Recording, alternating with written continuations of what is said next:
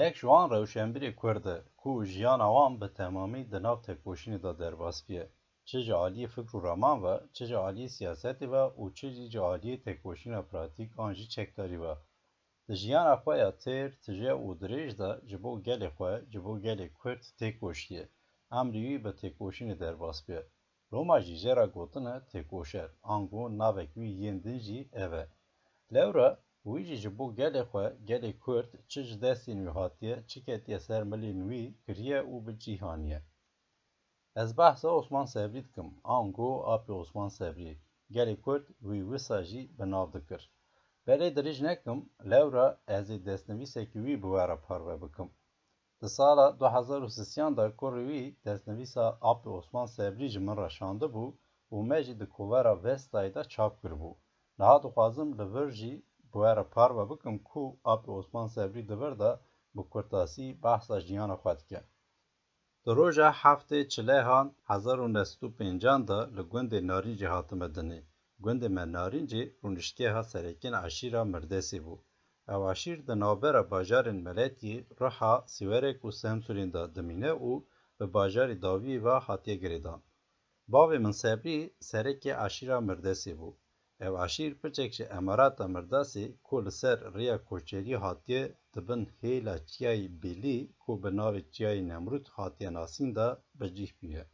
Di pêşiya jiyana xwe de ji ber ku kurê serekê eşîrê bûm, ji bo dewerekê halê hatibûm pêkanîn. Siwarî, şerwanî û rê û rêzana eşîrên nasîn. Heyan salê min bûne 18, ev her sê rûçikan han armanca min bûne. Di wan waran de hinekî pêş ve çûbûm. Di sala 1916 de bavê min mir, li şûna wê apê min Şükrî bûbû serekê eşîrê. Ez di ber dest û siya bavîtiya wî de mezin dibûm. Wî apî pirtirî kurên xwe ji min hez dikir û didam pêşiya hemû malbatê. Dema rojekê li nav eşîrê derketa, şûngirî wî ez bûm û eşîr li pê min de hat. Dema salê min bûn 18, felekê bi navê Mamoste İsmaîl Efendî peyakê xwenda, hişyar û serwext xiste rêya min. Bi nasîn û dostaniya wî min gelek tiştên çak û hêja hîn kirin. Berî her tiştî rêzana eşîrî a şaş û çepel di çavê min de ket. Min ji zorî û zorbazan rûyê xwe de bada û dixwast bibim kesekî qenc û xêrxwest. Bi vê ramanê çend gundê me ku axatiya wan ji me re hatibû spartin, bi carekî berdan û destê xwe jê kişa. Hinga min ji apê xwe xwast ku rê bide min da ji nav eşîre derkevim, biçim di bajarek din de rûbinim. Lê mixabin ku apê min nehîşt. Ev yek aham bû ûşta sariyekê xurt di navbera me de. Holê 2 sal borîn. Lê roj bi roj rêkekî dijwar li ser rêzana eşîriyê di dilê min de cî digirt û kêmî û kirêtiyên wê rêzanê pirtir didît. Çavên berê min ket gelparêziyê. Di dawiya sala 1924 de dema Şêx Saîd bi şoreşê rabû, hingê min tiştekî li ser gelê Kurd û gelparêziyê nedizanî. Çiqas min dizanî ez Kurdim, lê min Kurd piçek ji dewleta Tirk dinasîn.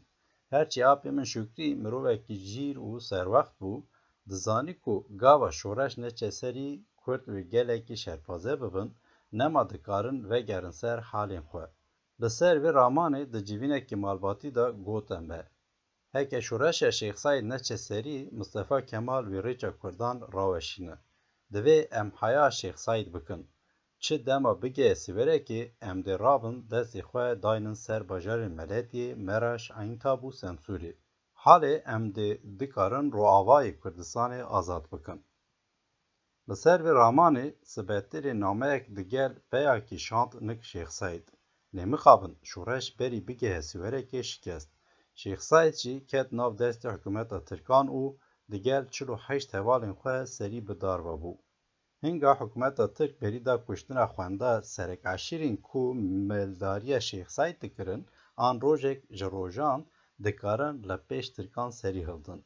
Bi vê ramanê rojê bi ser eşîrekî de dadigirtin, serek eşîr û kesên ku Lepekurd jê bihatine dişandin Mehkema İstiklalê. Wê jî ên serek bi darve dikirin, ên mayî hikim dikirin û dişandin zindanên welatê Tirkan.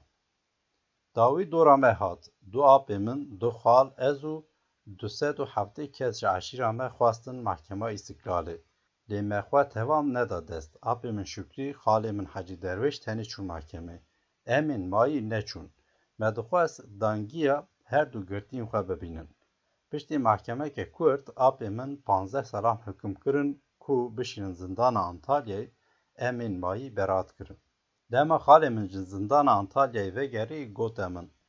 Apê te divê li ser rêya Antalyayê tu wî ji destê Tirkan derxînî, dixwaze bi şoreşê rabe. Li ser vî daxwazê digel hin siwarên xwe çûm Rihayê li benda hatina wî rawestîn.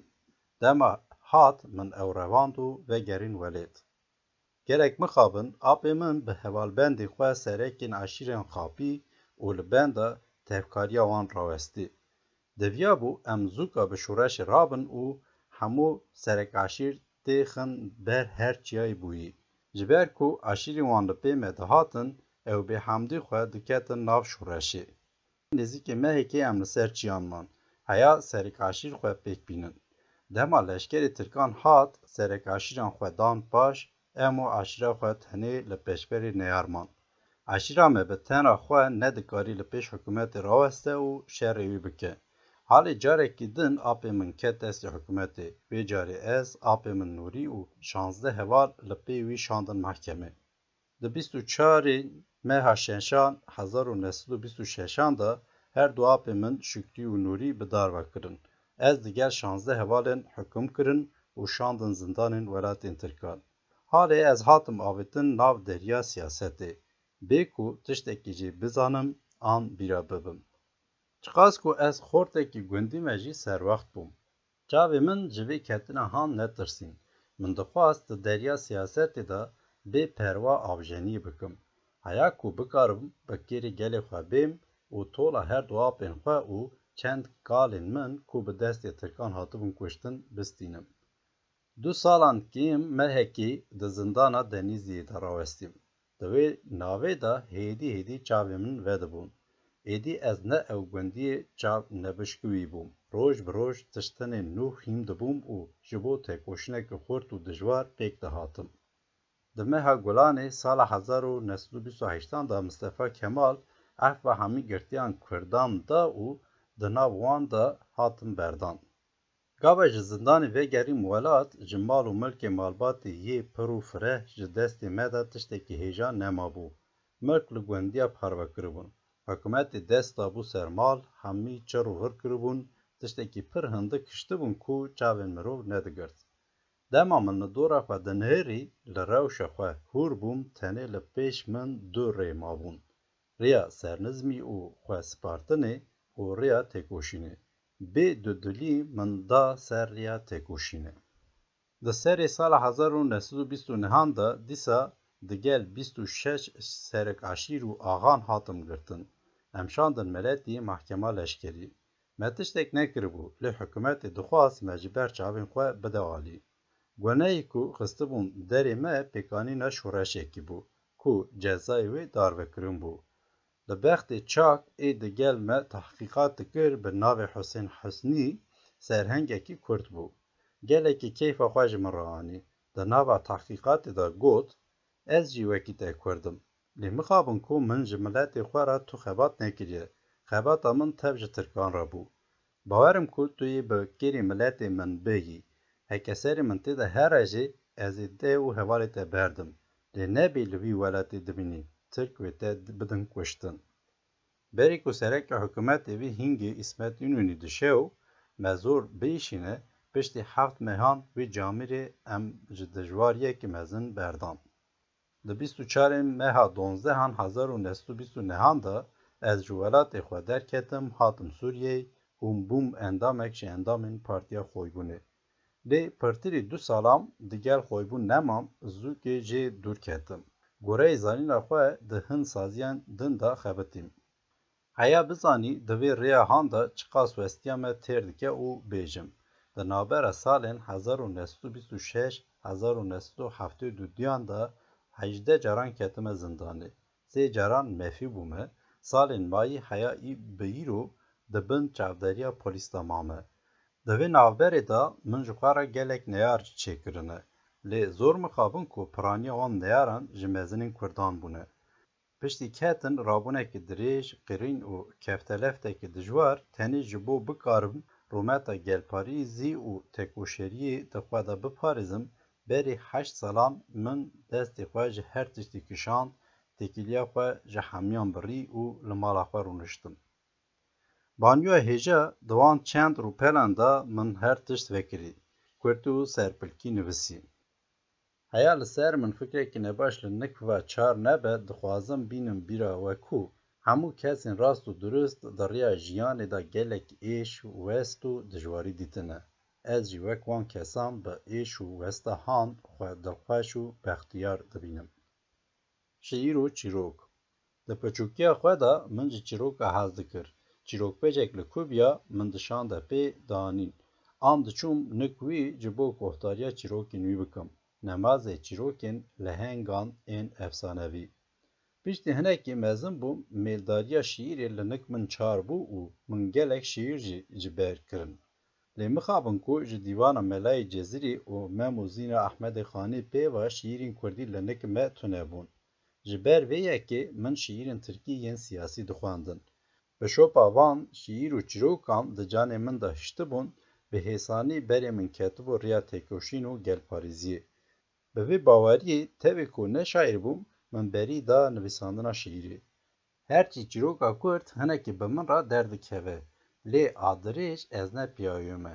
Rojekê rojam nehatiye bîra min ku bikarim bi kirek halê hêja rabim şîîr û çîrok heke bi awayê pênasîn bên nasîn dikarin rûmeta têkoşîn û gelparêziyê di peyayên xurt û hêja de vejînin. Edeba Kurdî. Hezar mixabin ku ez ê nikaribim di wî warî de tiştek hêja binivîsim. Ji ber ku rê li pêş edeba Kurdî hatiye girtin, nehîştine ku çavên wê bibişkuvin. Edeb bi pêşveçûna ziman pêşve diçe. Dema şaîrekê dirêj nehat xwandin û nivîsandin, ziman nagihe ser hev, bêjeyîn ku xelekên edebî bigihînin her çar nabin û naxwenin. Gava şaîr an edîbê Kurd hatiye, xwastiye tiştekî binivîse, li pêş xwe zimanekî ne pêkhatî dîtiye. Ji bo bikare agirê dilê xwe bi bêwêjên bijare salix de, berê xwe daye zimanên gelên serdestê xwe, ango zimanê ku serekî dirêj xwandiye û pê nivîsandî kiriye. Holî çûye bi wan zimanan, Erebî, Farsî, Tirkî nivîsiye û bîye piyayê wan zimanan. Erê berî ku zimanê Kurdî xwandin û nivîsandin bibe, hûn edîbên Kurd wek Melayê Cezîrê, Ehmedê Xanê, Elî Herîrî, Feqî Teyran, Hacî Qadirî Koyî şîîrên zor hêja nivîsîne, lê mixabin ku ji bêjeyên Erebî û Farsî dagirtîne. Piştî şerê cîhanê pêşîn, keysa xwandin û nivîsandina Zeravay Soranî ketiye Kurdên Iraqê û di warekî teng de be pê xwandin û nivîsandin bûye. Tevî wî tengiya edeba Kurdî hinekî bi pêş ketiye û gelek şaîr û nivîsandinên hêja ji wan rabûne. Lê ji bextê kambax ew zarava ne ew çend fireh û dewlemend e. Di hemî zaravayên Kurdî de Kurdmançî ku pirtirî nîvê gelê Kurd pê dipeyive, ji ên mayî firehtir û dewlemendtir e. Bi wî jî têr xwandin û nivîsandin nebûye. Li Ermeniyayê, ango Ermenistanê, bi zaravayê Kurdmançî xwandin û nivîsandin dibe, lê di erdmînkê piçûk û teng de. Ne ew bi serbestî nivîsanên Kurdan dibînin, ne Kurd agahî nivîsanên wan dibin. Hêrgiz kêmcaran nemaze piştî ku tîpên Kurdî berdan û bi tîpên Rûsî nivîsîn, Kurdên Sovyetistanê yekcar ji Kurdên Kurdistanê hatin bidûrxistin. Berî ku dev ji tîpên Kurdî berdin, min nivîsanên çend nivîsanên wan dîtibûn, tenê nivîsanên qenatê Kurd û çak û durust bûn. Xuyayê wî camirî daye ser şopa zimanzanan. Li Sûriyê bi tevgera Mîr Celedet Bedirxan çend salan bi zaravayê Kurdmancî di warekî pir teng de tenê nivîsan bûye, lê mixabin ku dirêj nekiriye. Min bixwe bi hêvîtina rehmetî mêldariya nivîsandina Kurdmancî kiriye. Heke ne ji wî bûye, heya ku ew mêldarî li nik min çar nedibûn. Gotinekî wê di warê zimanê Kurdî de hebû, tu caran ji bîr nakim. Digot: Zimanê Kurdî wek xirarekî ka di nîvekî deryayê de valakî. belê avê her libekî gayê bi alîkî de dibin, ji hev pîj û belav dikin. Karê me nivîsanên Kurdan ew e ku em wan lêbên gayê li ser rûyê deryayê bilivînin û vegerînin xirarê wî. Çi gotinekî rast û di cî xwe de, lê peyayên ku bi vî karî rabin nexuyane. Gava ji vî celebê kesin hebin jî dem ne alîkarî wan e. Di vî warî de dikarim bêjim, çi gava her çar zaravayên Kurdî li ser rêya xwandin û nivîsandinê bibin yek, di navbera 40-50 salî de edîb û şaîrên ku ji gelê Kurd rabin dê bikarin di warên şîîr û edebê de gavînê fireh û mezin ranin û edeba Kurdî bigihînin warê edeba gelên mayî û zimanê Kurdî bibe yek ji zimanên rojhilat ê firehtir û dewlemendtir. Hîn şîîrên min ku çap nebûne, berê salekî min şandin Berlînê. Heke dem alîkar be, wê bên çapkirin û bigihîn we.